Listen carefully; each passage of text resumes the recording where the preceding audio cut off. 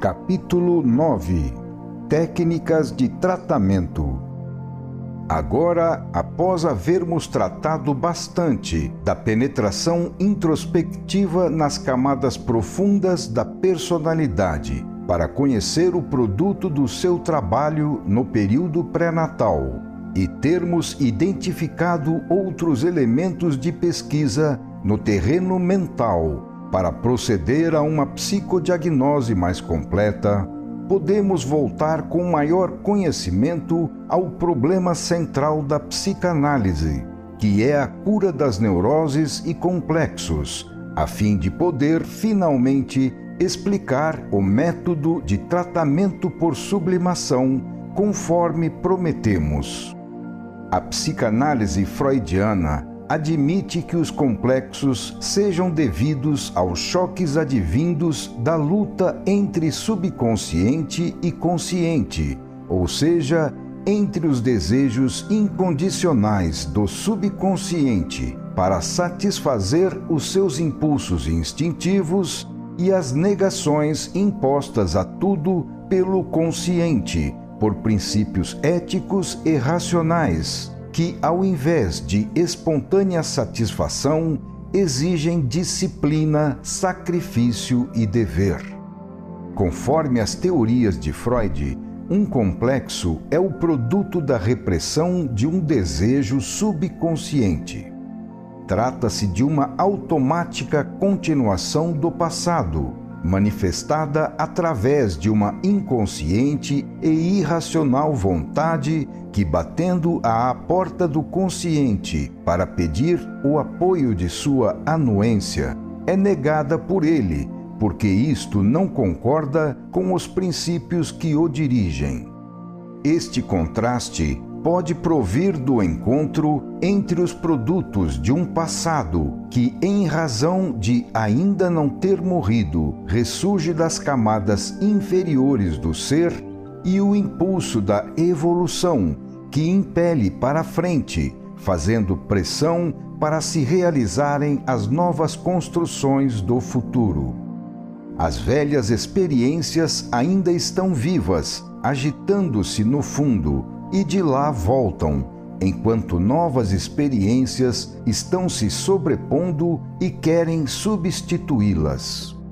É assim que se pode verificar, dentro da mesma personalidade, o choque entre dois impulsos antagônicos, um devido à inércia do misoneísmo conservador e o outro devido ao dinamismo ascensional do transformismo evolutivo, que exige renovação e superação.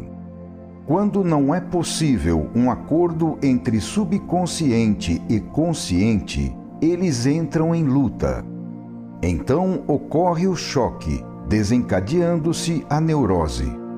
Isto pode acontecer, sobretudo com os imaturos, quando o indivíduo, tentando sufocar demasiada e forçosamente instintos que querem explodir, deseja reprimir a vontade do inconsciente de se realizar, ou quando o próprio ambiente torna essa realização impossível. Então, o impulso comprimido acaba produzindo formas mentais torcidas, e com esse esmagamento, a própria personalidade fica magoada e ferida. Nesse ponto, surge, como já mencionamos, um trauma psíquico, que é uma doença particular do organismo mental. Ora, muitas vezes não se pode encontrar a primeira origem de tais contrastes e choques na vida atual, mas somente no período pré-natal. Os complexos que derivam deles são os mais profundos e radicados, constituindo os mais difíceis de se corrigir, porque, sendo mais velhos e confirmados pelo tempo, estão, por isso mesmo, bem impressos e fixados na personalidade. Abordaremos agora a questão que mais interessa à maioria, entrando no terreno prático do tratamento dos complexos. A primeira coisa a fazer é chegar a conhecer qual foi a origem deles, tarefa que se torna possível agora, porque possuímos os princípios para nos dirigir nesta pesquisa. É necessário descobrir qual foi o ponto da personalidade onde se verificou o choque e se iniciou o desvio, o caminho torcido, o desabafo do impulso comprimido. Trata-se não somente de parar a repressão em sentido antivital dos impulsos que as leis da vida não querem que sejam reprimidos, mas também de ajudar o desenvolvimento deles, porém agora endireitados na posição correta, melhor orientados, canalizando com inteligência em sentido vital todas as manifestações dos sadios e necessários impulsos da existência. Eis então que o trabalho do psicanalista desenvolve-se em dois momentos. Primeiro, a pesquisa sobre a origem e o decurso da doença, para estabelecer um diagnóstico do mal. Segundo, o tratamento, a fim de eliminar o contraste e o atrito, causadores da doença, o que significa estabelecer a harmonia pela supressão da luta interior entre os impulsos opostos geradores do choque, cicatrizando a ferida. Dar vazão aos impulsos da vida, ao invés de suprimi-los, orientando e deixando aliviar-se, agora pelo caminho certo, tudo que não pôde ser desabafado, senão pela via errada. Endireitar tudo que estava torcido, substituindo a satisfação oblíqua e doente por aquela reta e sadia. É preciso procurar educar de novo o indivíduo, até chegar a imprimir na sua personalidade novos hábitos, que serão amanhã as suas qualidades e impulsos instintivos, alcançando com isto a libertação do mal e a cura da doença. Para chegar a tais resultados, o psicanalista possui 5 meios. Primeiro, como já explicamos, a análise da estrutura da personalidade e do destino do paciente, observando os seus impulsos instintivos para reconstruir, através do exame deles, o trabalho pelo qual eles foram gerados e fixados no passado do indivíduo. Segundo, a análise de todo o produto espontâneo do subconsciente, manifestação que pode aparecer melhor quando o controle do consciente é afastado, colocando-se o paciente em estado de distensão nervosa, para o psicanalista poder escutar e analisar as suas confissões, que constituem um desabafo espontâneo de seu subconsciente. Terceiro, a análise dos seus sonhos, outro meio para penetrar no íntimo do paciente, através do qual se atinge o objetivo do psicanalista, cuja tarefa é abrir e ler o livro do subconsciente, onde tudo está escrito. Aqui, tal como fez Freud, deixaremos de lado o método da hipnose, que nos levaria longe demais. Quarto, o tratamento por substituição, que no lugar do velho enxerta o novo, segundo o contínuo transformismo da evolução. Quinto, o tratamento por sublimação, processando a substituição do velho pelo novo em sentido evolutivo, orientada para um tipo de vida biologicamente mais adiantado. Observemos melhor estes 5 pontos. Primeiro ponto. Deste recurso já falamos bastante. Trata-se de observar como funciona a vida do indivíduo, por quais motivações ela é dirigida, a quais estímulos ele responde e como reage aos mesmos, quais são as suas ideias inatas e a quais impulsos espontâneos ele obedece. É possível, assim, reconstruir a história do paciente, estabelecendo o tipo e a linha de desenvolvimento do seu destino, como já explicamos. A história menor dos seus complexos está contida nessa sua história maior, que constitui a base do exame da origem, natureza e desenvolvimento das doenças. Trata-se de um método de pesquisa racional, baseado na lógica e na observação, de caráter positivo, importante também pelo fato de permitir que uma pessoa inteligente possa ser o observador de si mesma, tornando-se o psicanalista do seu próprio caso. Então, o paciente pode, ele mesmo, realizar em si tais pesquisas. Chega-se assim à autopsicanálise, na qual o observador é também o paciente, tornando-se possível atingir resultados introspectivos mais completos, pois a observação pode ser mais bem percebida e conduzida, condição que permite ao indivíduo descer na profundeza do fenômeno constituído por ele mesmo.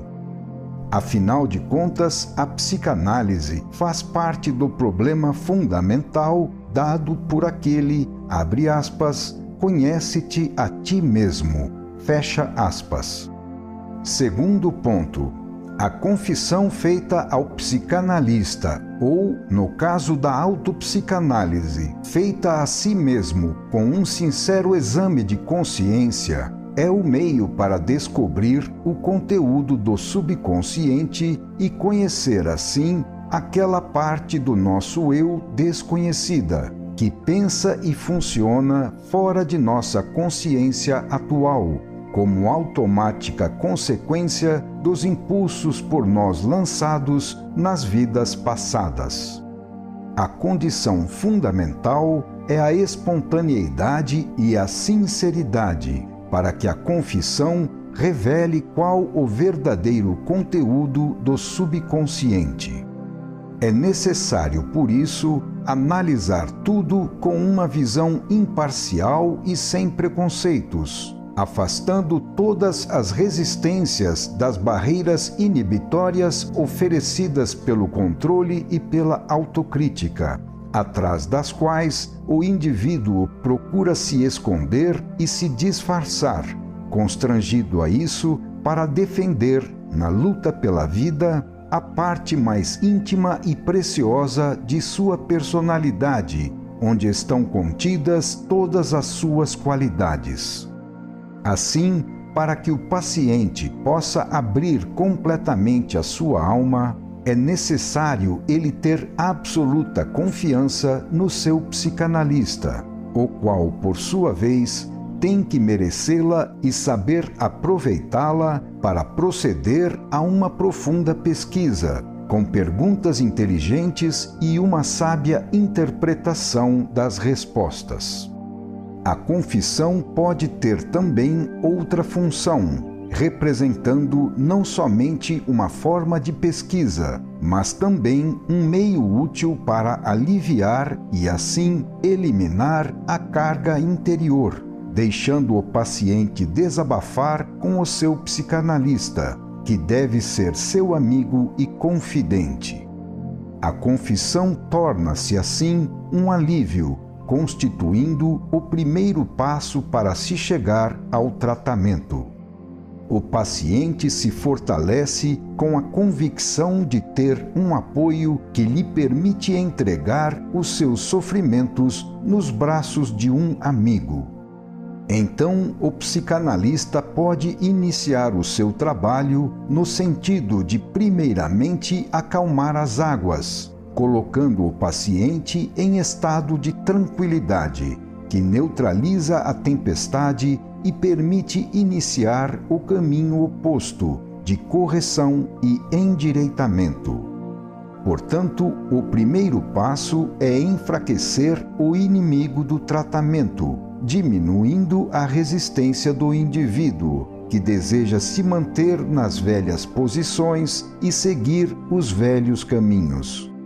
A confissão é, assim, um método que muitos procuram instintivamente realizar, apoiando-se em uma pessoa amiga. Trata-se do mesmo método praticado pelo catolicismo, que presume, porém, um confessor inteligente, habilitado na difícil arte de dirigir consciências, aptidão rara de se encontrar, porque depende de qualidades pessoais que nem todos possuem.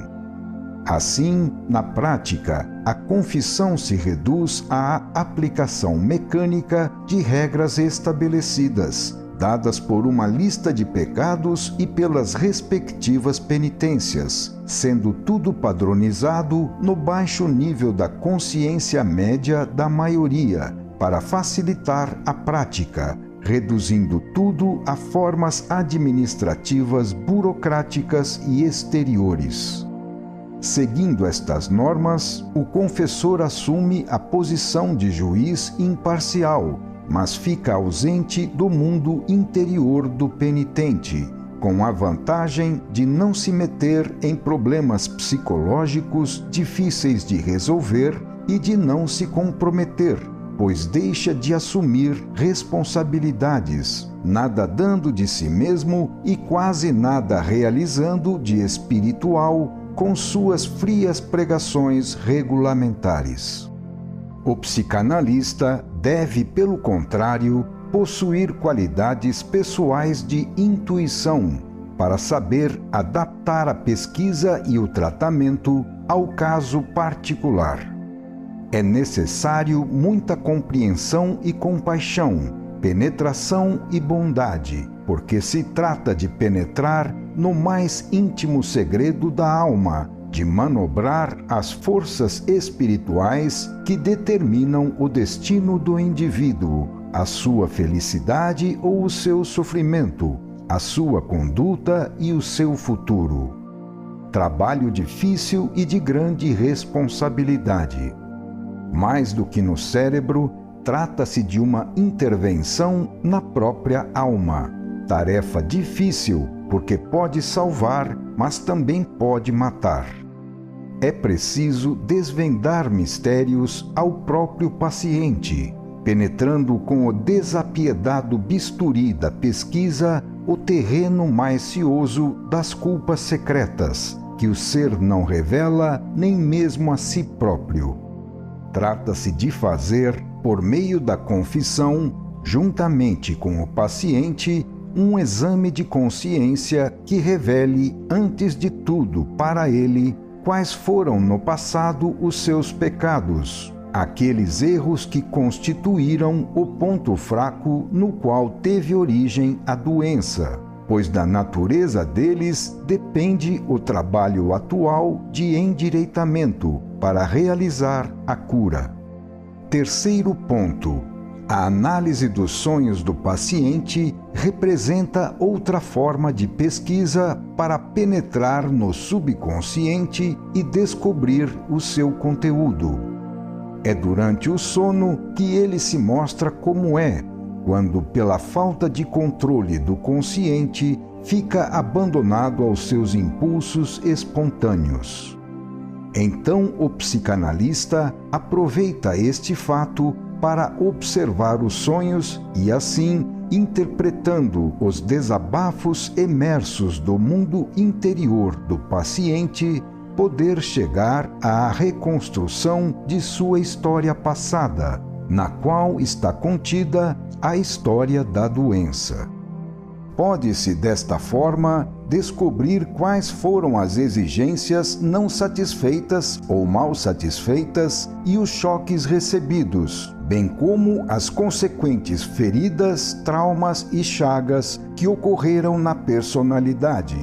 Descobrir qual foi o erro inicial que deu origem aos desvios, depois à doença e, finalmente, aos correlativos sofrimentos.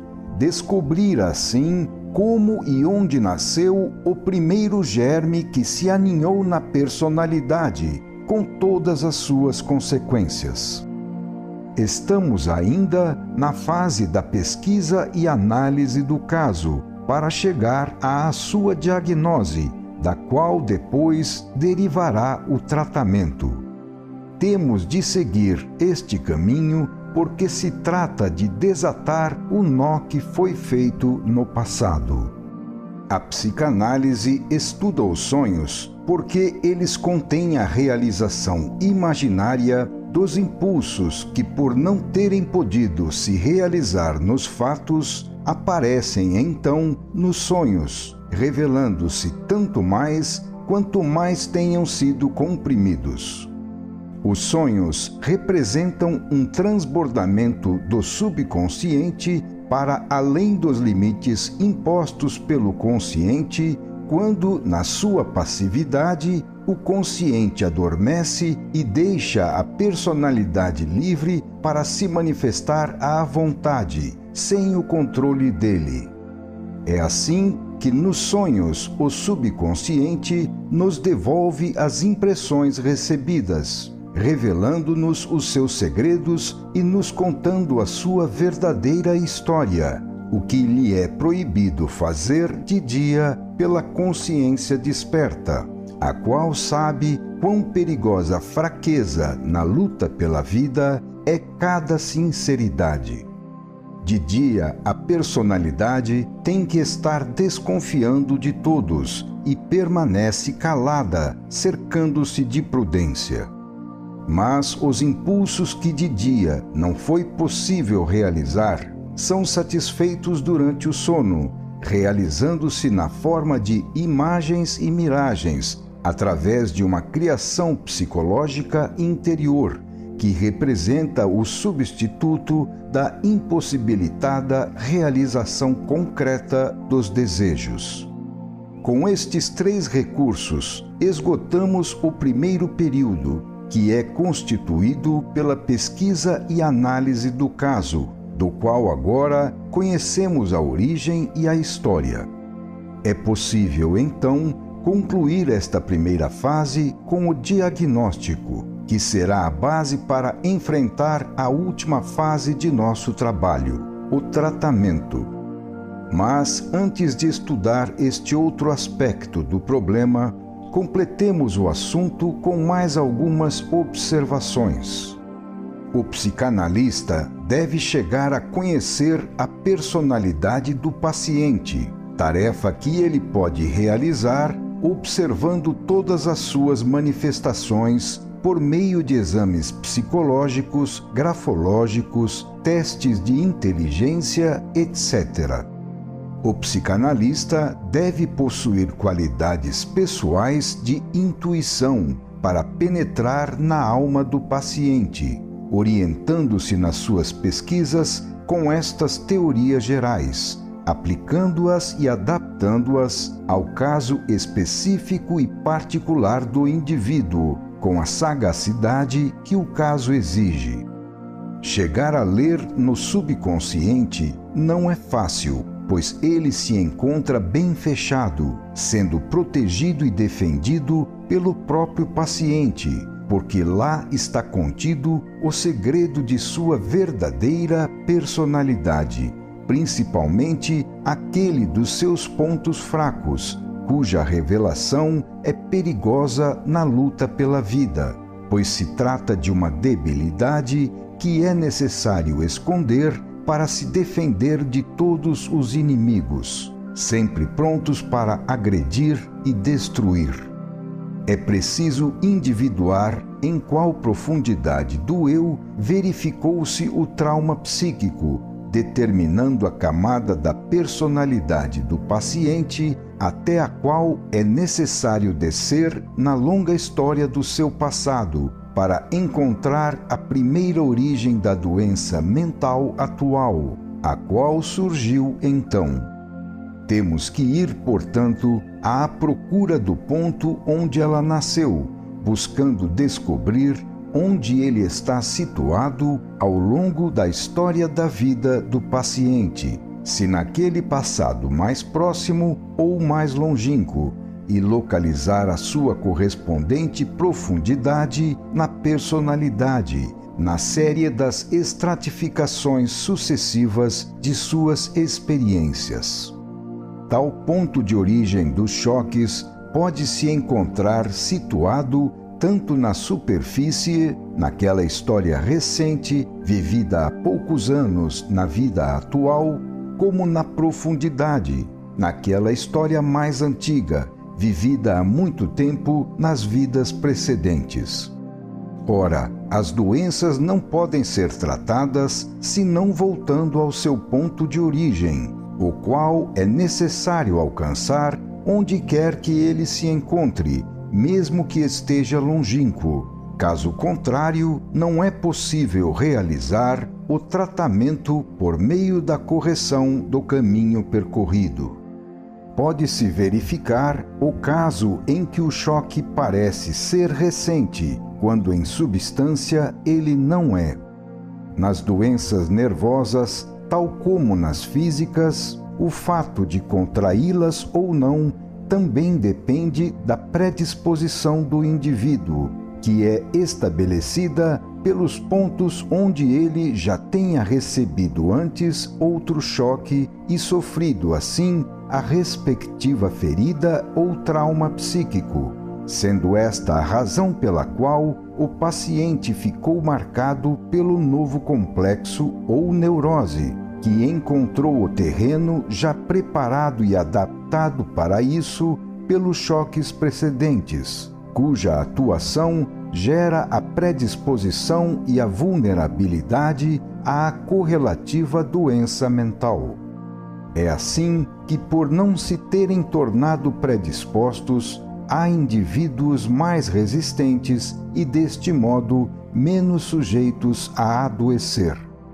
Por isso é necessário conhecer toda a história do indivíduo, pois a primeira origem das neuroses e complexos, à qual é necessário voltar para corrigi-los, nem sempre está no ponto próximo recente como parece, mas sim muito longe no passado.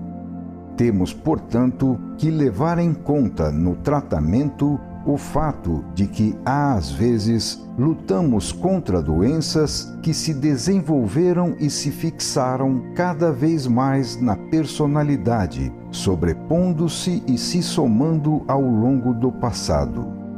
Vimos aqui somente alguns aspectos do difícil caminho que o psicanalista tem que percorrer na floresta de problemas que podem surgir no tratamento de cada caso particular. Para descobrir o verdadeiro temperamento, as qualidades e as reações do paciente, o psicanalista deveria, pelo menos por um período de tempo, conviver com o doente. Não é por meio de uma pesquisa rápida e superficial, realizada numa consulta, que é possível penetrar na personalidade, entender e resolver um caso. Mas, em geral, o médico está assoberbado de consultas em série, adaptadas aos tipos dominantes, orientadas pela preocupação do ganho material e, por isso, pela necessidade de satisfazer o cliente, adaptando-se à sua forma mental. Tudo na vida funciona num regime de luta que domina tudo, enquanto o trabalho do psicanalista deveria ser independente de preocupações econômicas, praticado como missão e sacerdócio, com espírito de compreensão e amor. O nosso mundo está cheio de sofredores que pedem e precisam de ajuda. E são os próprios métodos de vida deste mundo que, por sua natureza feroz, geram tais doenças e tornam difícil o seu tratamento. Em última análise, estas doenças são o resultado de um imenso erro coletivo, devido a uma forma mental e regime de vida desviados, que abrangem não somente médicos e doentes, mas também toda a sociedade. O próprio psicanalista precisa de um ponto de referência em função do qual possa realizar o seu trabalho. Por isso, ele deve estabelecer como modelo a propor ao doente um tipo biológico a ser imitado. Ora, tal modelo não poderia ser aquele do super-homem evoluído, porque, devido à falta de amadurecimento, apenas poucos podem entendê-lo, sendo mais raro ainda quem possa imitá-lo. É necessário que a distância entre o doente a educar e o seu modelo não seja grande demais se quisermos que um homem comum consiga superá-la. Então, o modelo ou ponto de referência deve ser o biótipo médio comum, que não seja demasiadamente evoluído e que, apesar de pouco valor biológico, possua, em compensação, uma forma mental compreensível e acessível para a maioria, em relação à qual quem não é feito assim está errado. Em nosso mundo, é necessário, antes de tudo, ser normal, pertencer ao nível comum, pois o indivíduo excepcional acaba sendo considerado anormal e, por isso, é condenado e expulso. Quarto ponto. Neste item, como há pouco mencionávamos, o psicanalista, uma vez concluída a sua pesquisa para determinar o diagnóstico, pode enfrentar a segunda e última parte, constituída pelo tratamento. Falamos de tratamento por substituição, mas como ele pode ser realizado? Este tratamento baseia-se no fato de que a vida é um fenômeno em evolução, razão pela qual ela está sujeita a um contínuo transformismo. Isto se verifica ao longo de um caminho feito por uma concatenação causa-efeito, pela qual cada efeito é, por sua vez, a causa de outro efeito, e assim por diante. Isto significa não somente que o presente é consequência fatal do passado e o futuro consequência fatal do presente e do passado, mas também que é possível enxertar na sucessão desse movimento de forças encadeadas outras forças diferentes, através das quais é possível corrigir a trajetória daquele caminho. Existe, assim, a possibilidade de se endireitar o que foi lançado em sentido errado. Este método baseia-se no fato de que é possível o indivíduo, pelo seu livre-arbítrio, gerar novos impulsos, os quais funcionam como novas causas, que, substituindo as velhas, podem gerar novos efeitos para neutralizar os precedentes, consequência das velhas causas. Esta é a atmosfera de movimento inerente ao transformismo evolutivo, que, deixando atravessar novas experiências, permite essa contínua renovação do ser e, com isso, a correção do passado. A tarefa do psicanalista é estimular e dirigir o lançamento de novos impulsos corretivos da parte do paciente, porque nisto consiste o tratamento, que é constituído pela neutralização dos movimentos errados iniciados no passado, dos quais deriva a doença. Trata-se de substituir a vida anterior por uma nova, diferente, educando o indivíduo, a fim de que ele, com uma nova experimentação, possa assimilar e armazenar no subconsciente qualidades melhores. Aí está o remédio e a cura. Por isso, antepusemos a estas observações um estudo sobre o processo da construção da personalidade.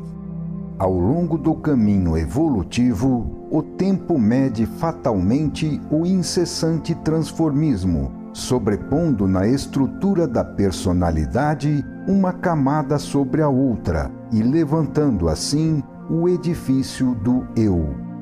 Desse modo, o ser vai escrevendo uma longa história, que fica nele escrita indelevelmente. Este é o livro que o psicanalista deve ler para introduzir nele algumas páginas inéditas, construídas pela psicanálise com a sublimação. O psicanalista deve se tornar o engenheiro da grande obra de construção da personalidade, realizando o levantamento do edifício do eu. Se a função da psicanálise fosse apenas tirar doenças e dores, ela poderia realizá-la através da simples supressão da luta entre consciente e subconsciente, atrito no qual está a causa dos complexos, e assim deixar o subconsciente animal desabafar à vontade. Mas desse modo, a psicanálise se tornaria uma escola de involução, traindo a sua maior finalidade, que é ser um meio de evolução. Tudo isto contém e nos indica implicitamente o sentido para o qual se deve dirigir a obra do psicanalista. Então, o melhor tratamento é aquele que, atuando para realizar uma transformação em sentido evolutivo, leva o paciente para o alto e, assim, além de cumprir o objetivo de corrigir o passado, também conduz ao progresso espiritual, o que significa atingir um mais adiantado plano biológico e, portanto, melhores condições de existência. A função fundamental da psicanálise deve ser, então, não somente corrigir defeitos e curar doenças, mas também ajudar o ser a evoluir, impulsionando-o a seguir o caminho que vai do antissistema ao sistema, para conduzi-lo assim a formas de vida mais avançadas e, portanto, mais felizes. Quinto ponto. Eis como surge na psicanálise a ideia de sublimação como método de tratamento. A ela já nos referimos e agora chegou o momento de desenvolver este assunto, como prometemos no início deste capítulo. A força na qual o psicanalista tem que se apoiar é o sadio impulso vital, que no seu anseio pelo crescimento busca o progresso, o aperfeiçoamento, a subida para a felicidade. Mas há seres muito atrasados, surdos a tudo isto, que, mergulhados na sua ferocidade e ignorância, não sabem conceber formas de vida superiores, nada mais possuindo no subconsciente senão o resultado de experiências de tipo animal. A sua ética, proporcional ao seu nível, é primitiva, inadequada para viver na sociedade civilizada, enquanto seria ótima para a vida entre as feras da selva. Tais seres constituem os delinquentes. O mundo pensa, sobretudo, em se defender dos involuídos, e por isso os afasta, isolando-os nas cadeias, para punir neles a culpa de serem movidos por uma ética de violência, que foi no passado o ideal do homem sadio, mas que agora, devido ao progresso, tornou-se crime.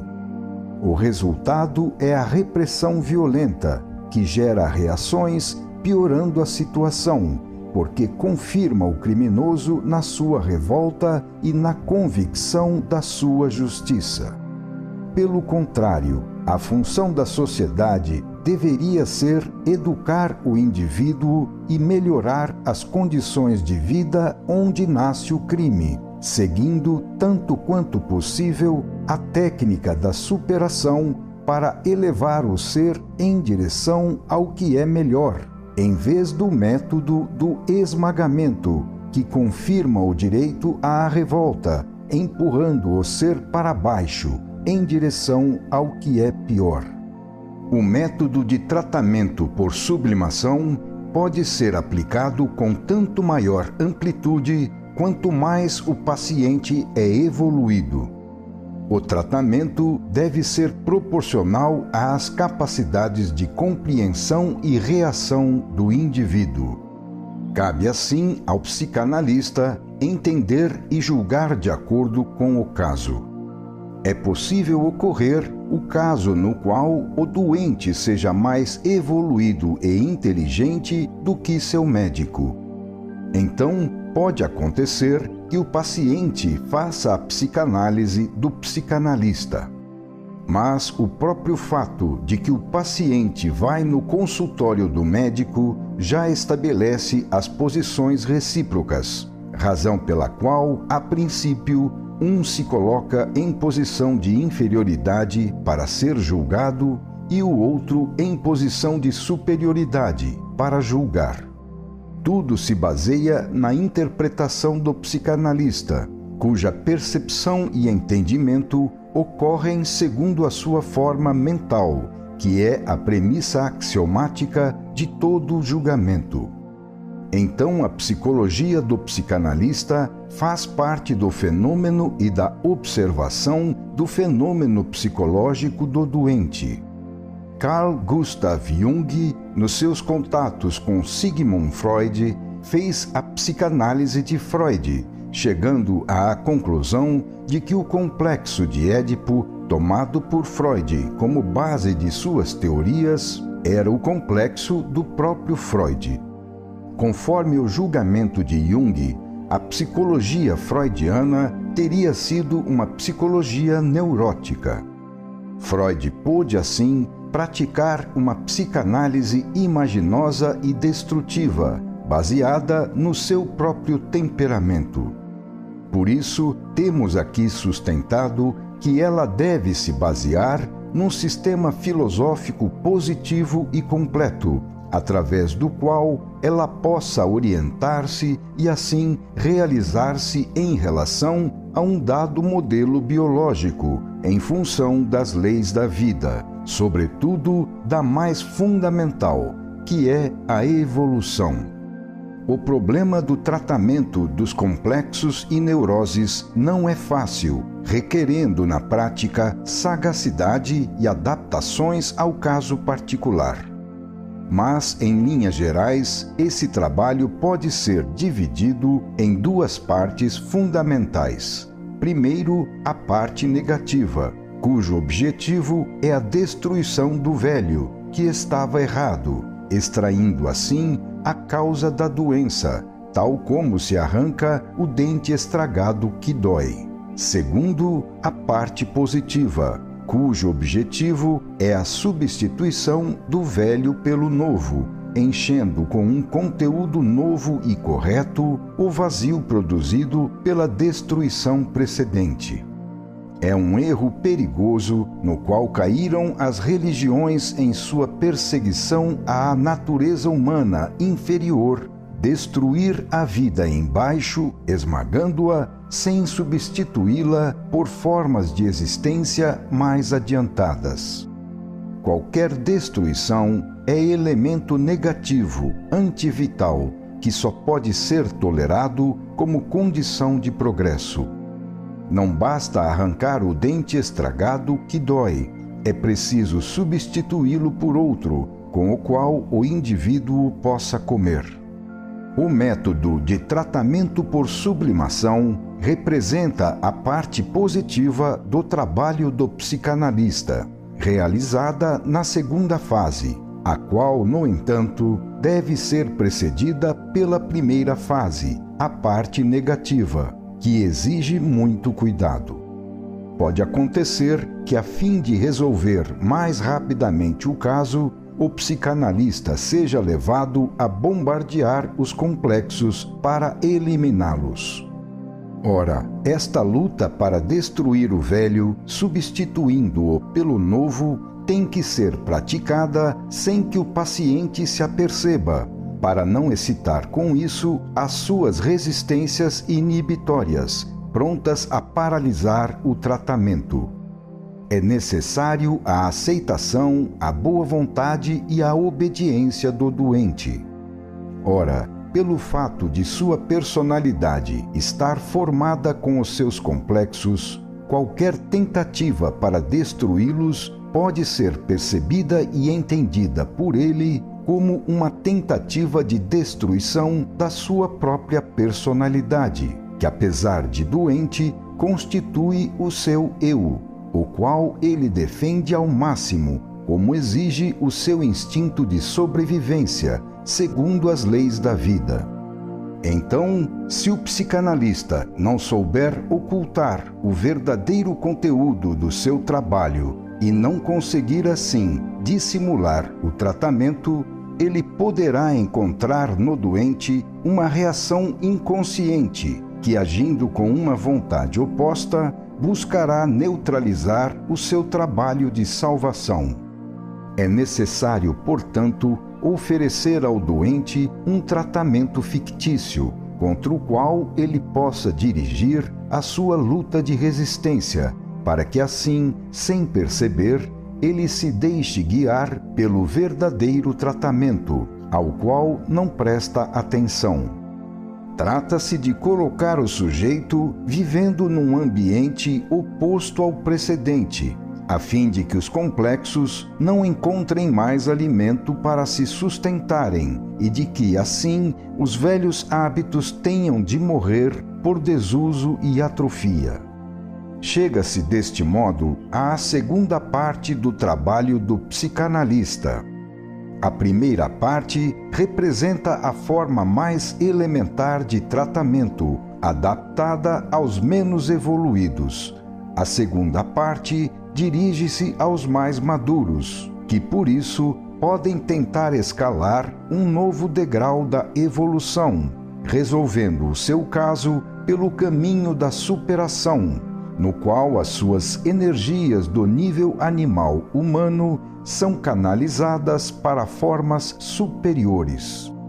Como não existem apenas duas classes separadas, uma de amadurecidos e outra de imaturos, mas sim uma série de formas intermediárias ao longo destes dois extremos, o psicanalista terá de praticar nos seus pacientes injeções de superação proporcionais à capacidade de absorção e assimilação de cada um, para que o tratamento não se torne um trabalho inútil ou, o que é pior, não venha a provocar uma reação da parte do paciente capaz de levá-lo para o sentido oposto.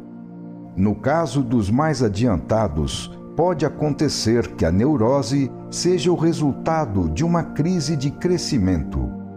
Sair da animalidade, passando de um nível biológico a outro, representa deslocamentos e esforços enormes, acarretando a necessidade de uma trabalhosa e progressiva adaptação a uma atmosfera diferente, rarefeita demais para os pulmões do homem atual. Representa ter de realizar uma profunda transformação do organismo, sobretudo em seu aspecto nervoso e cerebral, para acompanhar o nascimento e permitir a vida do novo tipo biológico espiritualizado. Os distúrbios neuropsíquicos podem ser, então, devidos ao esforço requerido por um desenvolvimento demasiado rápido da personalidade. Nestes casos, o problema da neurose deve ser enfrentado de maneira completamente diferente, não como um fenômeno patológico, mas sim inerente à evolução biológica. A presença das neuroses pode então assumir um sentido e valor diferente.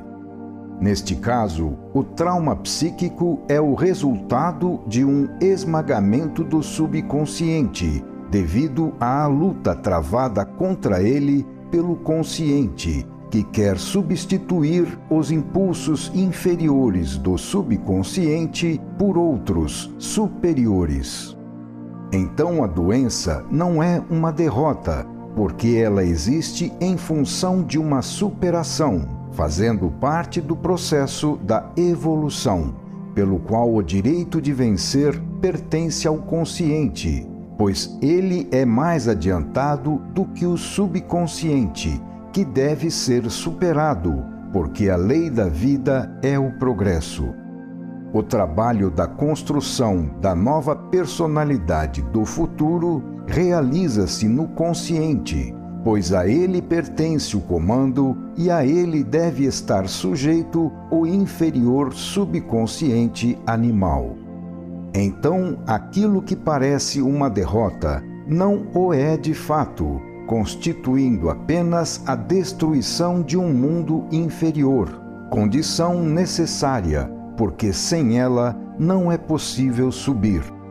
Portanto, doença e sofrimento são meios naturais e inevitáveis, inerentes ao processo evolutivo, como indispensáveis instrumentos de progresso.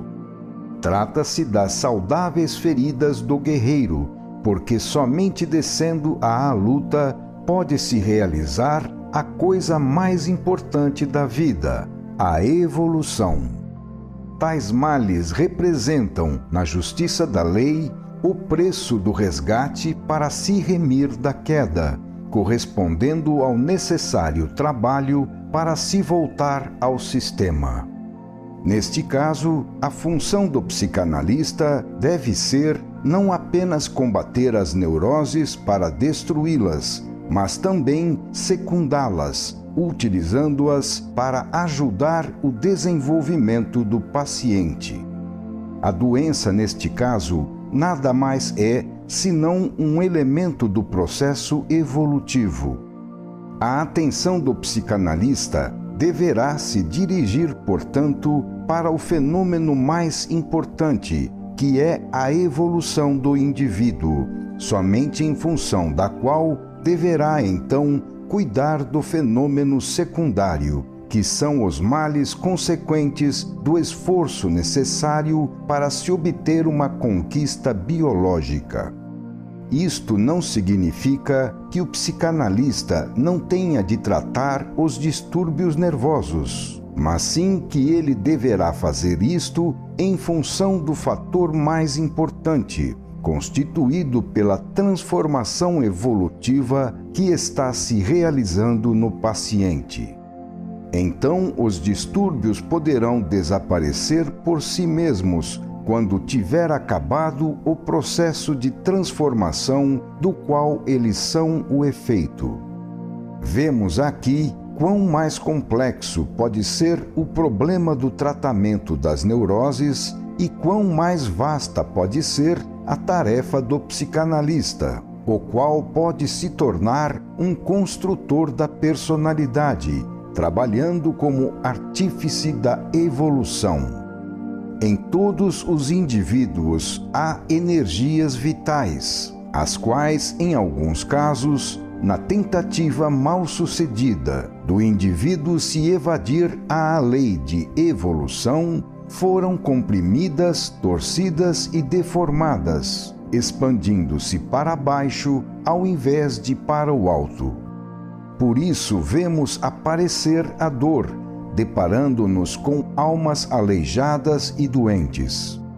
A descida é a direção perigosa que leva para a doença, enquanto a direção certa está na subida, que leva para a verdadeira saúde.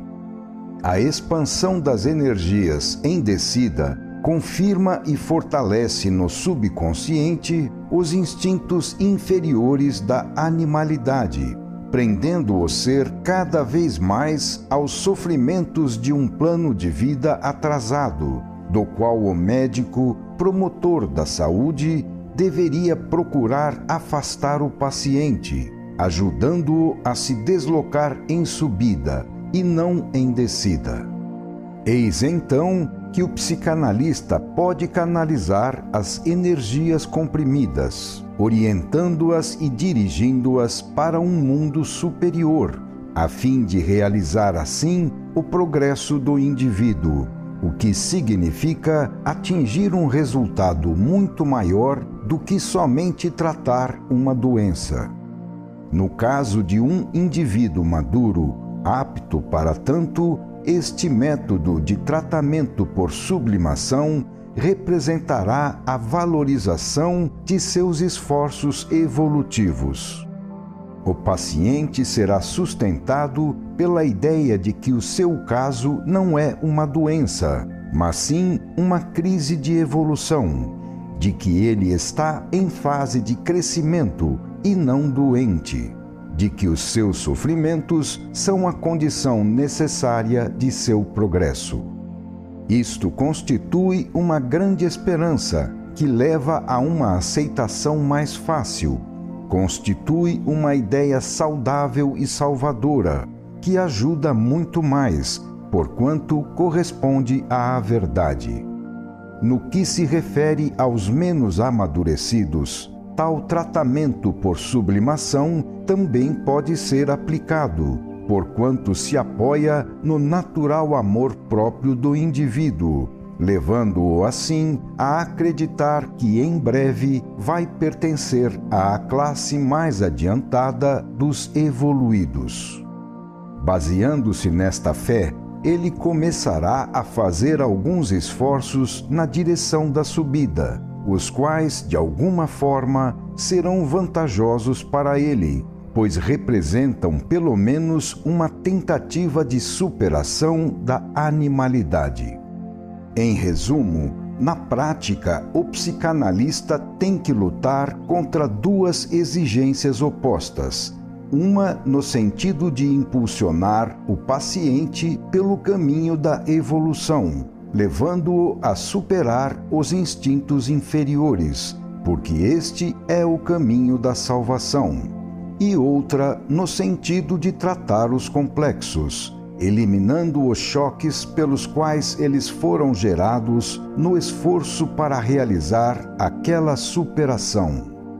Se a doença nervosa pode ser o resultado de uma crise de crescimento dada por um esforço concentrado na realização de uma evolução rápida demais, e representar assim o preço pago pelo indivíduo para evoluir, então, neste caso, o tratamento para eliminar o complexo consistiria, como já frisamos, em deixar o subconsciente desabafar a sua espontaneidade livremente, sem constrangimentos, seguindo os seus instintos inferiores, como procura fazer a maioria, que justamente por isso não possui complexos. Mas, eis que agindo assim, o psicanalista impulsionaria o indivíduo não a progredir, mas sim a retroceder, paralisando a evolução, que é a maior finalidade da existência. Há pouco dizíamos que para tratar um complexo é útil colocar o paciente em um ambiente oposto àquele que continha as condições geradoras da doença. Mas, se a doença nasceu devido a uma vontade de substituir um vício por uma virtude, o que significa substituir uma forma de vida involuída por uma mais adiantada, então, para eliminar o complexo, seria necessário abandonar a virtude e voltar ao vício, retornando àquela forma de vida que não exige esforço para evoluir, resultado espontâneo para o indivíduo atrasado. Mas isto, para o psicanalista, representa o desvirtuamento de sua função, a qual, como já mencionamos, é sobretudo educar, impulsionando para a subida. Hoje, alguns psicanalistas revelam fraqueza perante o doente, pois estão preocupados, antes de tudo, em eliminar os sofrimentos do paciente, procurando assim custe o que custar, deixá-lo curado e satisfeito. Dessa forma, o doente, ao invés de aprender hábitos novos e melhores, continua praticando aqueles velhos e piores, os quais, então, em vez de ser eliminados por desuso, acabam fortalecidos pela reutilização. A sabedoria do psicanalista está em conciliar as duas exigências opostas, demandando do paciente o esforço que ele pode dar no sentido da evolução, mas lhe deixando, ao mesmo tempo, um mínimo de alívio para a satisfação inferior, necessário para acalmar o complexo. Por isso é importante que a arte de substituir os velhos hábitos por novos e melhores seja realizada com inteligência, de forma gradual e adaptada ao indivíduo, a fim de não gerar choques e, com isto, novos complexos, evitando que o próprio tratamento acabe piorando a doença ao invés de curá-la. Se por um lado é preciso eliminar os complexos, por outro lado também é preciso evoluir. Se exigirmos esforços demais no sentido evolutivo, perseguindo o paciente, acabaremos gerando novos complexos. No entanto, se o deixarmos completamente ao sabor dos seus instintos inferiores, curaremos os complexos, mas seremos mestres de retrocesso e não de progresso. A sabedoria está em se equilibrar no meio para atingir o máximo resultado útil, tanto no terreno do tratamento como no terreno da evolução, sabendo proporcionar o tratamento às capacidades de progresso e ao grau de evolução do indivíduo. Vemos então que a psicanálise, agindo com competência científica e não de forma empírica, pode entrar também naquele terreno até agora reservado à ética e às religiões, dado pela direção psicológica e espiritual para a salvação das almas. Eis que num mundo mais inteligente, esta nova psicanálise poderá nos oferecer um método positivo de redenção, praticando com conhecimento da natureza do fenômeno os princípios das religiões, que ensinam a utilidade de aceitar a dor, porque podemos transformá-la em instrumento de ascensão evolutiva e, portanto, de salvação. Tudo isto nós sabemos, não por aceitação cega de fé, mas por demonstração positiva e pela lógica da fenomenologia universal, que é convincente a quem queira pensar. Assim, as ciências psicológicas amplificam-se e atingem horizontes muito mais vastos, tornando-se ciência do espírito e conquistando, por meio do seu conhecimento dos problemas da psique, ignorados pelas religiões, o direito de dirigir as almas. Podemos, assim, entender com a nossa moderna forma mental, em termos de psicanálise e evolução, o método da sublimação que as religiões praticam há milênios. Elas quiseram fazer de cada fiel um soldado do ideal, para conquistar um plano de vida biologicamente superior, o reino de Deus. Foram elas que, no passado, estabeleceram as normas de conduta, encarregando a consciência de impô-las ao subconsciente, para dominar seus inferiores instintos de animalidade e transformá-los no sentido evolutivo. A mesma coisa deveria ser feita pela nova psicanálise, no sentido de colocar o indivíduo no caminho da evolução e impulsioná-lo para frente, aplicando, mas agora com verdadeiro conhecimento do fenômeno, o velho método empírico das religiões, o qual consiste em direcionar para o caminho do sistema que leva à saúde e à felicidade aquele paciente extraviado no caminho do antissistema, que leva à doença e à dor. Trata-se de acompanhar e dirigir o crescimento do ser, auxiliando a transformação do animal em homem, para o nascimento do super-homem do futuro. E, de fato, o método das religiões é despertar no consciente a consciência, a fim de controlar os impulsos inferiores do subconsciente instintivo, que o involuído tende a seguir.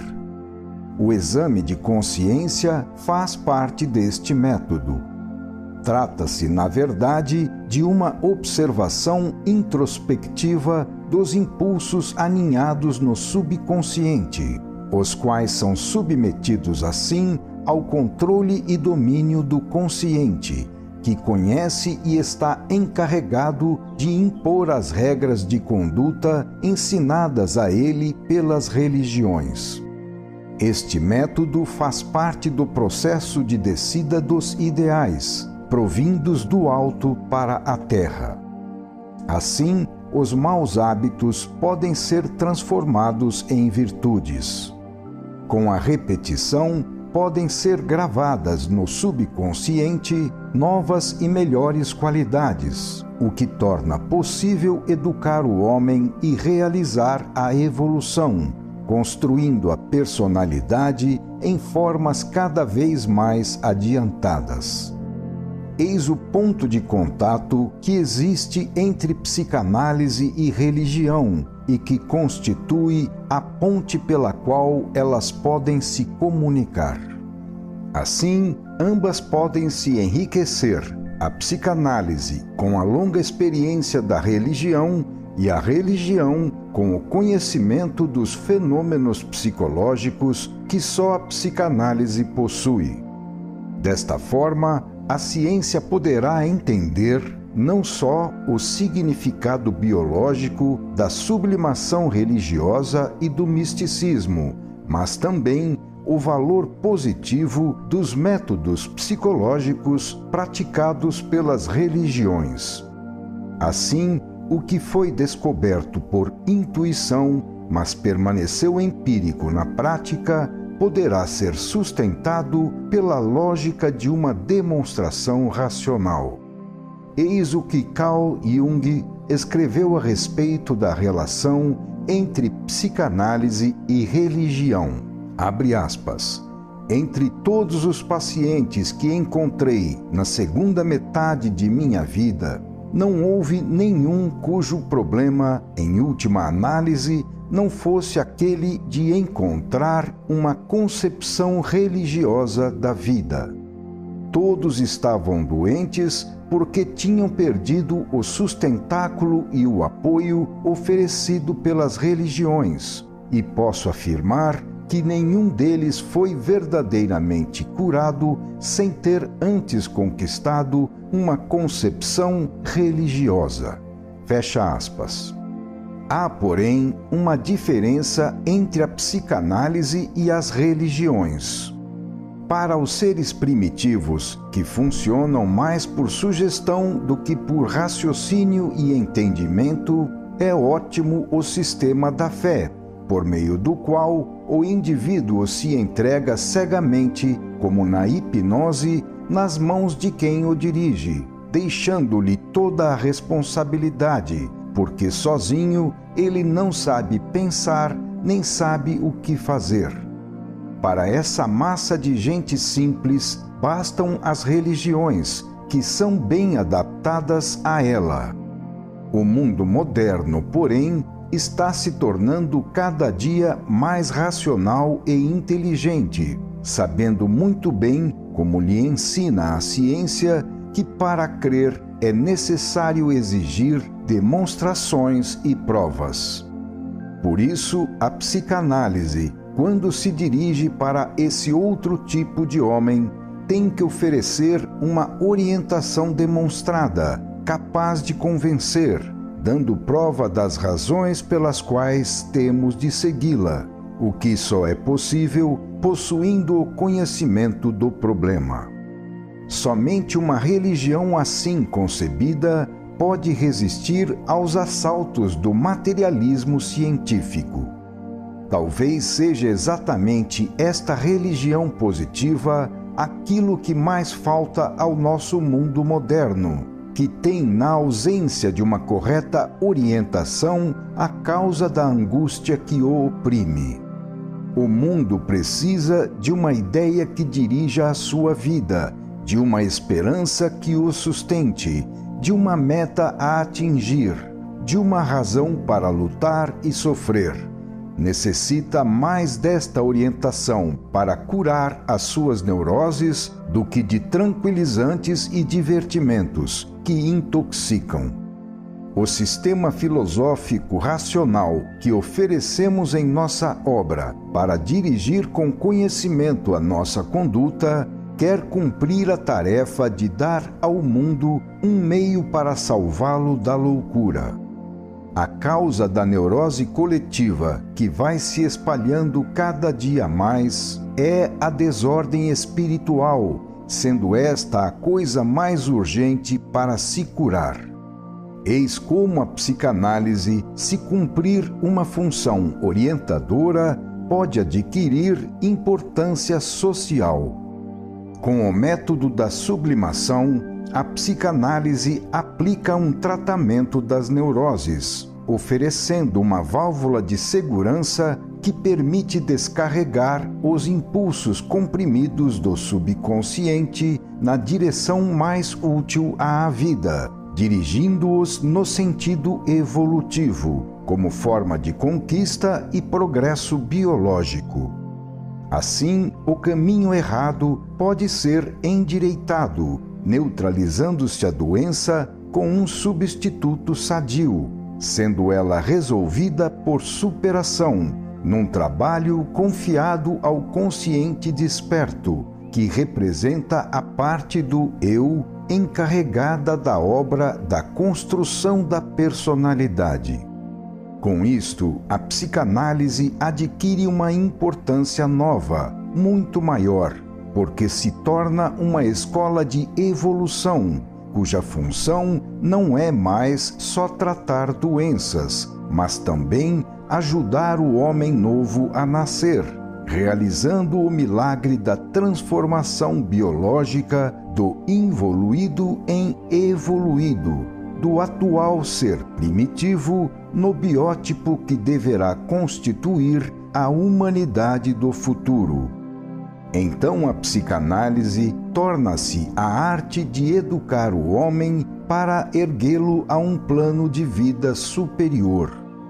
Desse modo, a psicanálise pode se colocar ao lado da ética e das religiões, iluminando-as no terreno difícil da direção das almas, trabalho que hoje elas fazem empiricamente, com métodos obsoletos e, às vezes, até contraproducentes ou mesmo danosos. É inevitável que seja assim quando tudo tem que ser feito em série, seguindo uma medida universal, adaptada apenas ao tipo médio. Pode acontecer então que o indivíduo superior, por ser muito mais moral e religioso do que o tipo médio, seja condenado.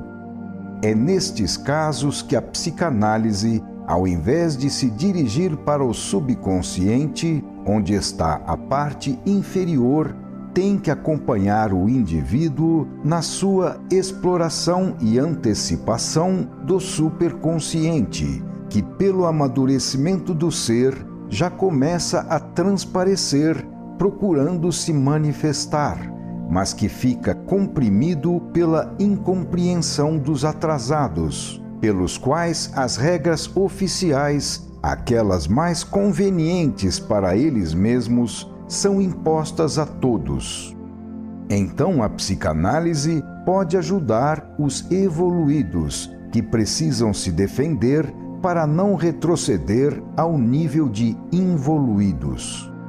Eis o que o próprio Jung escreve a este respeito. Abre aspas. O homem normal é um modelo ideal para todos os que estão ainda abaixo do nível normal de adaptação.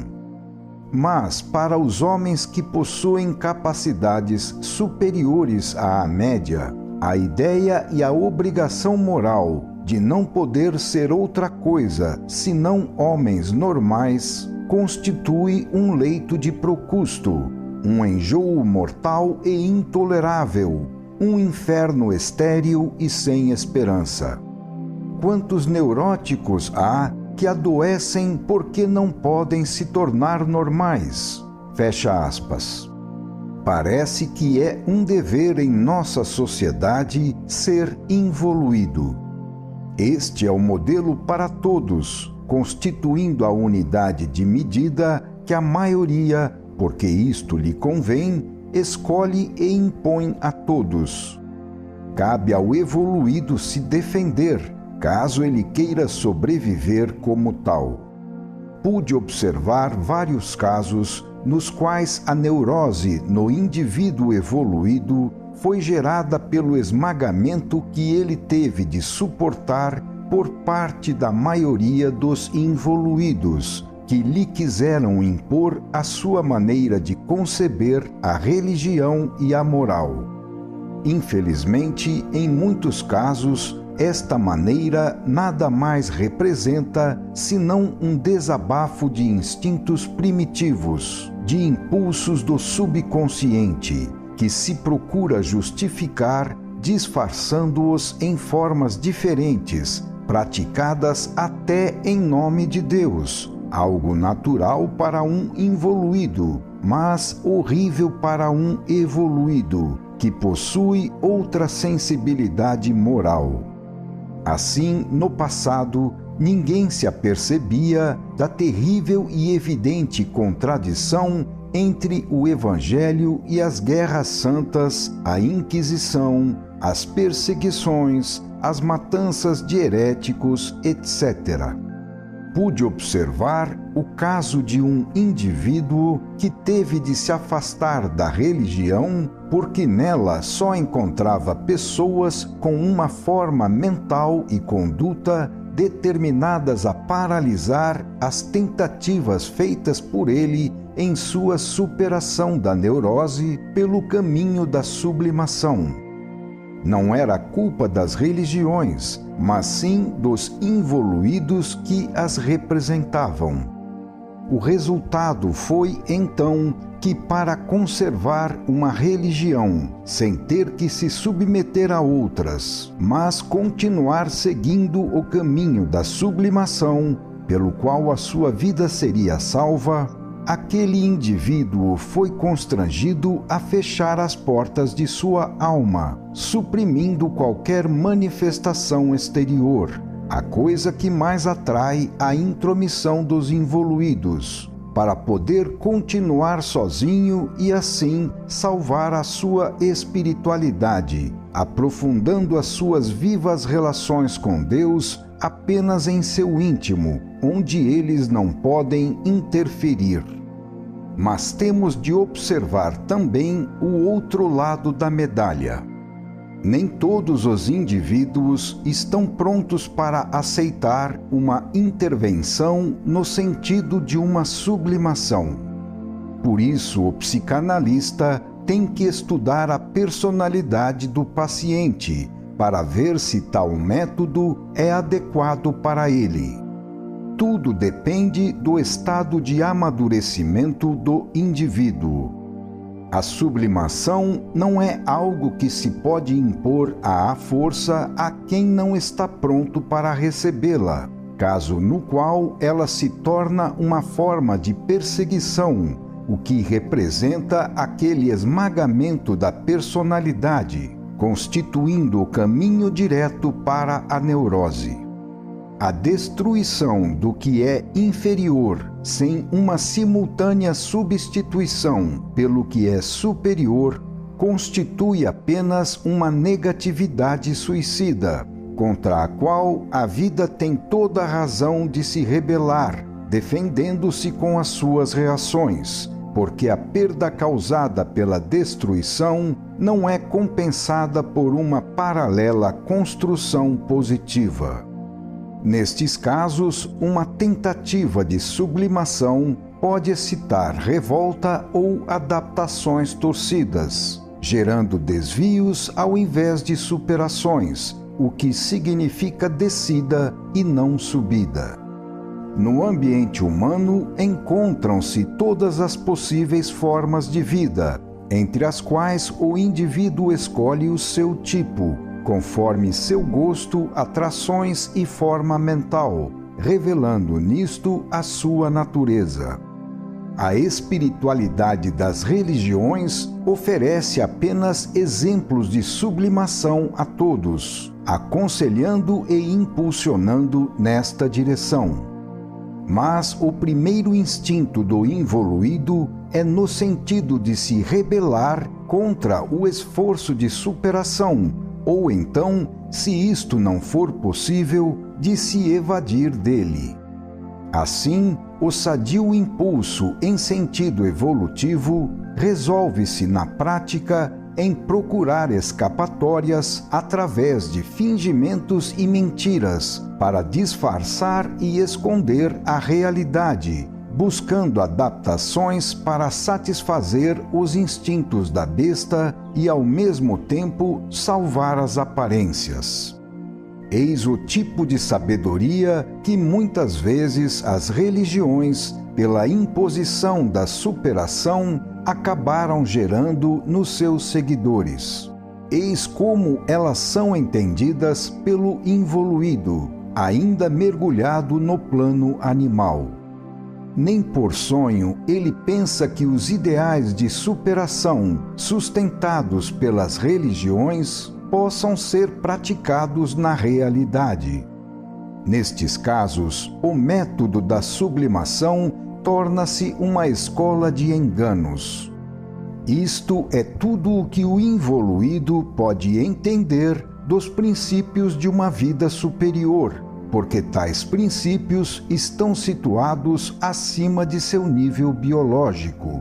Esta é a maneira de viver os ideais que prevalece em nosso mundo, com um consentimento geral subentendido dado por tal biótipo, que representa a maioria.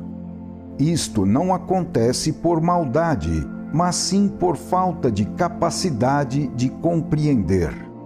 Tais indivíduos fazem isto em perfeita consciência relativamente ao seu nível, convencidos assim, conforme a sua forma mental, de que são honestos e religiosos e de que possuem e praticam a verdade. Por isso, em nome dela, concordam em condenar quem quer levar a sério os ideais, condenando-o porque ele exige dos outros algo que para eles, por ser inconcebível, é inaceitável. O evoluído diz, abre aspas, acabai de uma vez com esta vergonha de praticar uma religião de mentiras e uma moral só de interesse, feitas de adaptações para intrujar a Deus. Fecha aspas. E o involuído responde, abre aspas, mas eu não engano ninguém, sou sincero e honesto. É assim que se pratica a religião. Temos o dever de levar em conta as necessidades concretas da vida, para não matarmos a nós mesmos vivendo fora da realidade nas nuvens. Para ser um bom religioso, bastam as formas exteriores, e nós as praticamos. Portanto, somos bons religiosos. Fecha aspas. Como pode o biótipo, que entende apenas a matéria, suspeitar que o valor das religiões possa estar, sobretudo, no seu conteúdo espiritual? Tudo depende da forma mental, que é o instrumento com o qual se julga. Para o evoluído, aquela parte formal que representa para o involuído toda a religião Desprovida assim de qualquer conteúdo espiritual, pode parecer uma profanação e uma mentira. Perante maneiras tão diferentes de conceber a religião, cada um está convencido de possuir a verdade. Mas é claro que cada um nada mais possui senão a sua verdade pessoal, estabelecida a priori pela absoluta e indiscutível premissa do seu temperamento individual. Ora, quando um indivíduo passa a fazer parte da nossa sociedade, ele prontamente se coloca junto daqueles que possuem a sua forma mental, agrupando-se assim com os seus semelhantes.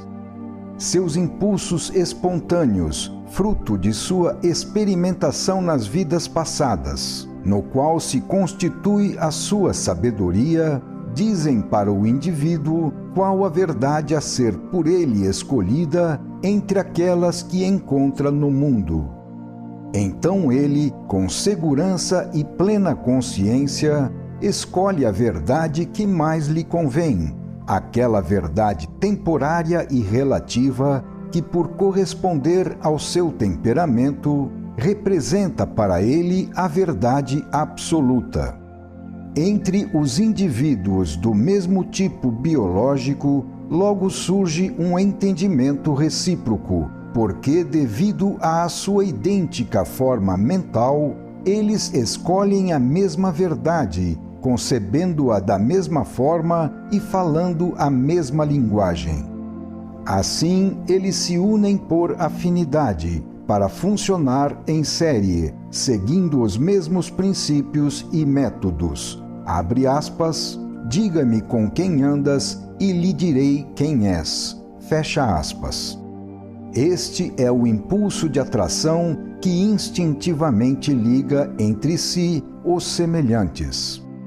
Quando o indivíduo entra na vida da coletividade, ele vai buscar no armazém de seu subconsciente a ideia que o dirigia na vida anterior, não podendo usar outra senão aquela que encontrar armazenada ali.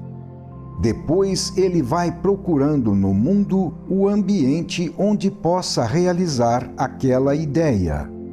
Na vida do indivíduo, esta é a parte determinística que representa o seu destino.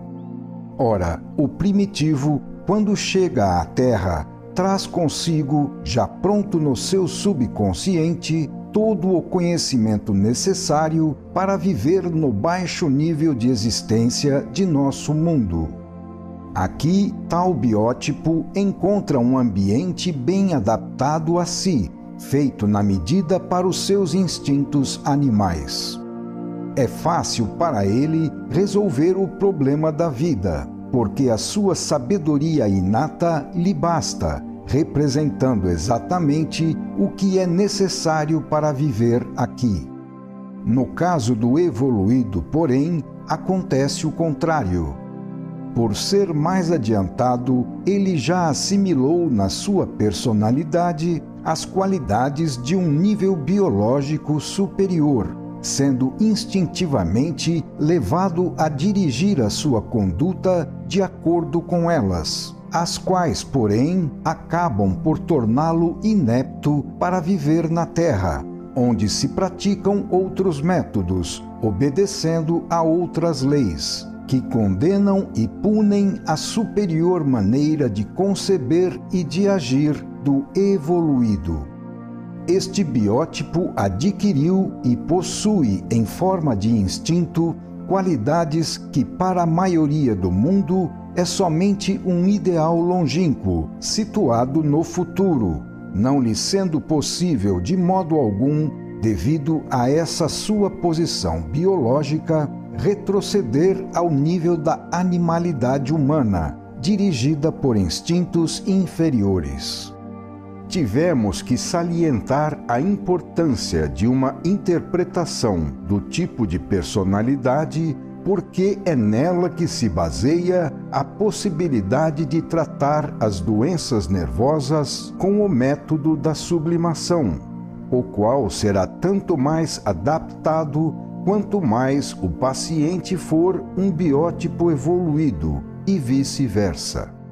Como já frisamos anteriormente, tentar aplicar o tratamento por sublimação a um indivíduo não maduro para isto, ainda involuído, pode ser inútil ou até contraproducente. No caso, porém, de indivíduos que demonstram já ter conquistado instintos superiores, um tratamento psicanalítico por sublimação representará, sem dúvida, o método mais adaptado, constituindo um impulso para a salvação e uma ajuda que o paciente aceitará de todo o coração. Eis que o estudo da personalidade humana, anteposto aqui por nós, é indispensável para o psicanalista, porque não é possível fazer nenhum tratamento com sucesso sem ter antes conhecido a qual biótipo ele se dirige. Assim, pode acontecer que, em alguns casos, o tratamento seja baseado não somente na correção do subconsciente, mas também na antecipação do superconsciente.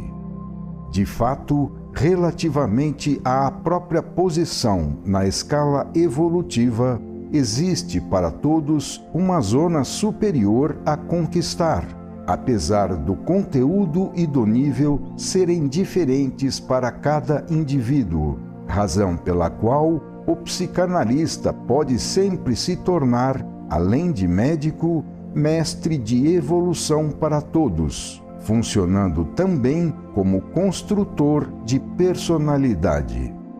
Esta tarefa, para quem a entenda, poderia ser maravilhosa, constituindo uma grande missão. Assim, poderíamos imaginar o progresso do indivíduo ao longo do caminho da evolução da seguinte forma: o superconsciente é como um alimento que se prolonga numa linha para a frente, ainda a ser atingido e abocanhado. O consciente é a boca do ser, que segue esta linha e trabalha para mastigar e engolir aquele alimento. O subconsciente é o estômago, que recebe e assimila o alimento, processo pelo qual o corpo vai engordando e que representa como a personalidade vai crescendo e se enriquecendo em seu progresso ao longo do caminho marcado pelo superconsciente. Eis o que se realiza na vida, apesar de cada um ter uma posição diferente ao longo do caminho da evolução. Então, qualquer forma de progresso é sempre uma sublimação relativamente à precedente posição inferior. Por sublimação, entendemos o progresso dos mais maduros, o que significa superação por espiritualização. Então, a regra para o psicanalista no tratamento das neuroses é adequar o método da sublimação ao amadurecimento espiritual do indivíduo. Quando o indivíduo se encontrar pronto, ele mesmo será instintivamente levado a solucionar o seu caso pelo caminho da superação em sentido espiritual, porque as fases precedentes já terão sido percorridas, cabendo ao psicanalista somente acompanhar e dirigir o natural processo evolutivo. Não se trata de novidade, porque tudo é implícito e está funcionando pela própria estrutura da lei de Deus. A psicanálise pratica o que a lei já realizava sem o homem saber. A finalidade de reeducar, endireitando o passado errado, como faz a psicanálise, é a mesma que a lei quer atingir quando corrige o indivíduo, endireitando o seu erro por meio de uma dor proporcional. Então a tarefa do psicanalista é a mesma que a da lei, impulsionar e dirigir o paciente de volta ao caminho certo, para ele se reconstituir na ordem da qual havia se afastado. No caso da lei, ela faz o mesmo trabalho de endireitamento realizado pelo psicanalista, diferindo, porém, pelo fato de dirigir o indivíduo para a autocorreção por intermédio da dor, que neste caso representa o remédio utilizado no tratamento, o agente encarregado de endireitar o que está torto, o mestre que ensina a lição a ser aprendida para não se errar mais. Pode-se verificar assim o caso em que o psicanalista tem que aceitar o método de tratamento usado pela lei, reconhecendo a utilidade e, às vezes, a necessidade destas lições de dor. Há casos em que ela não pode ser suprimida, porque faz parte do tratamento realizado automaticamente pela própria lei. Então, o psicanalista terá que aceitar a dor como parte integrante e meio de cura, porque suprimi-la seria tirar o remédio. O médico pode, contudo, explicar ao paciente qual é o sentido e a função do sofrimento, ensinando a ele como utilizá-lo para seu próprio bem. Vemos assim quantos outros problemas o psicanalista tem que levar em conta e resolver para praticar o método do tratamento por sublimação. As lições que os indivíduos têm que aprender na vida são diferentes para cada um. A maioria, pelo fato de ter subido há pouco do nível animal, tem que aprender aquilo que lhe pode ser ensinado pela luta para vencer e satisfazer as suas necessidades materiais, conquistando deste modo os primeiros graus da inteligência. Trata-se de uma forma de experimentação e de um tipo de aprendizagem que não tem mais sentido para o ser evoluído, pois ele se tornou apto a viver num estado social orgânico, no qual o trabalho da vida não consiste mais somente na luta para o domínio material no caos dos primitivos, mas sim na conquista do conhecimento e da espiritualidade. Tudo o que existe está no seu devido lugar. O nosso mundo inferior está adaptado ao homem atual, para que ele realize as suas experiências de primitivo. É lógico que para os mais adiantados, este mundo não possa ser senão lugar de desterro e sofrimento.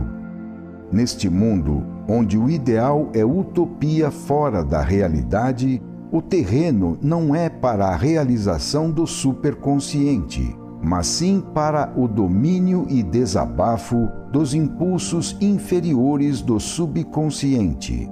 Neste mundo, não é o espírito que quer subjugar a matéria, mas sim a matéria que quer subjugar o espírito. Apesar de tudo isto, aqui no mundo, o evoluído, que já tem os ideais assimilados no subconsciente, não poderá deixar de se realizar no sentido da espiritualidade, ainda que haja martírio, assim como o involuído não poderá deixar de se realizar no sentido da animalidade.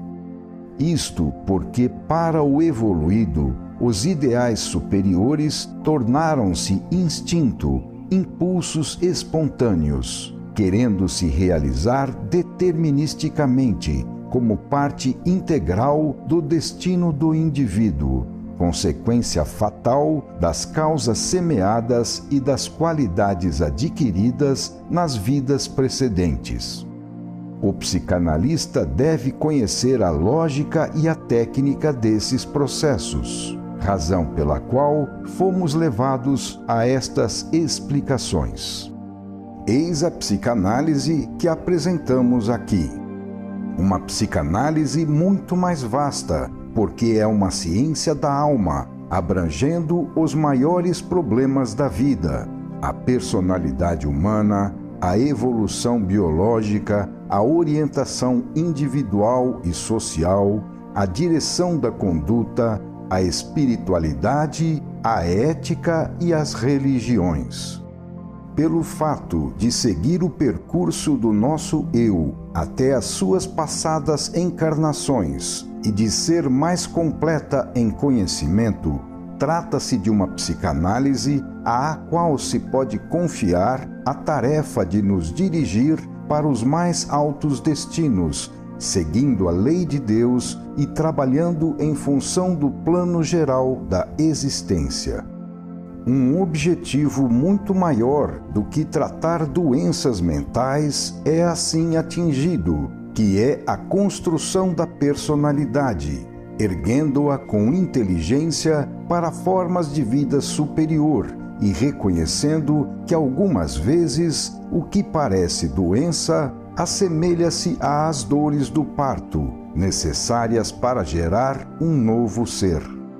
Trata-se de uma psicanálise que não é conhecimento avulso e isolado, mas sim que está fundida no funcionamento do todo, concebido como um fenômeno orgânico do qual esta ciência faz parte, de uma psicanálise que penetra o mistério do espírito e trabalha na luta entre a animalidade e o ideal, para a superação dos instintos inferiores em favor da espiritualidade, ajudando a transformação do biótipo primitivo no homem evoluído do futuro, de uma psicanálise que se enxerta no âmago do funcionamento das leis da vida, penetrando e operando no drama cósmico da evolução e da redenção. Poderíamos acrescentar muitas coisas ainda, mais profundas e já amadurecidas no pensamento.